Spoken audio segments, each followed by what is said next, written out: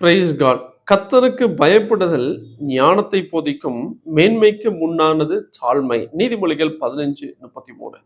கர்த்தருக்கு பயப்படுகிறதனால் பல காரியங்களை நம்ம பார்த்துட்டு வருகிறோம். அதன் அடிப்படையில இன்று கர்த்தருக்கு பயப்படுகிற அவனுக்கு ஞானத்தை போதிக்கக்கூடிய ஒரு அனுபவங்கள் நடக்குது. அதே மாதிரி இன்னொரு நம்ம டிரான்ஸ்லேஷன்ல பார்த்தோம்னா, அவன் அறிவுள்ளவனாக கற்றுக்கொள்கிறான். கர்த்தருக்கு பயப்படும்போது இந்த ஞானம் போதிக்கப்பட்டதால் அவன் அறிவுள்ளவனாக கற்றுக் கொடுக்கிறான். ஆமென்.